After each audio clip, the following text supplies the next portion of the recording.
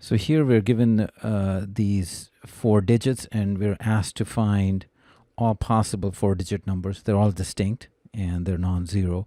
So for example, it could be 6731, and we're asked to create all possible ones. So for example, 7361, 7163, so on and so forth. So the first thing we know right away is that if they are distinct, the total number would be 4 times 3 times 2 times 1, or 4 factorial, or 24 of these. And then we have to add these up. So if you look at the pattern, if the first one is A, then we'll get 6 of these, because these remaining 3 digits can be arranged in 6 different ways. So B, D, C. I'm just going to write all of them so you can kind of see the pattern. C, B, D, A, C, D, B, A, D, B, C, A, D, C, B. So these are the 6 of them. And then same thing will happen with B, will be B, A, C, D, so on and so forth.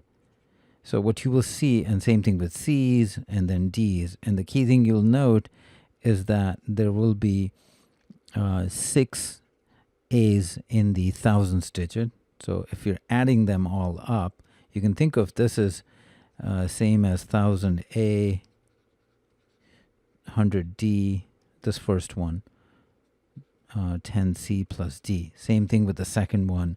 Is going to be 1000 A plus 100 B plus 10 D plus C. So we're adding these up. So we can just add the thousands, and we have 6 of those. So we'll get a contribution of 6000 A. Now we'll also have 6 digits in B's, C's, and D's. So we'll get 6000 B, 6000 C. So I'm trying to get you to see what the pattern would be. And so that means this, just the thousands would contribute this much to the sum. And same thing when we do with the hundreds digit, we'll have 6 B's, 6 A's, 6 C's, 6 D's, the same number. So we will get 600 A plus B plus C plus D. And same thing for the tens digit. We'll get 60 A plus B plus C plus D, and then 6 units digit of A's, B's, C's, and D's. So you can see the sum, and this is a general property. If you add them all up by factoring A plus B plus C plus D, this is going to be 6,666. So some of you might know this result. I think it's good to have seen it in some form.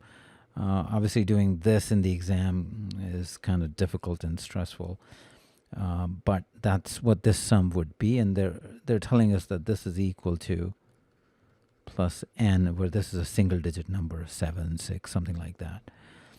So here we need to figure out what this is. So what we can do is if we just divide 153310 by 666. So we're just trying to get an idea how close is that number. So if you divide this, you get 22.998, so very close. So I'm going to just multiply 666 by 23. And if you do that,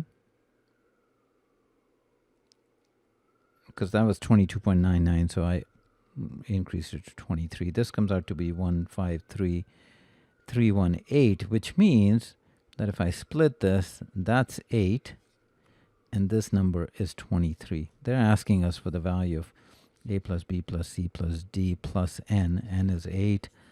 Those digits add up to 23. Their sum is 31. So that's the answer.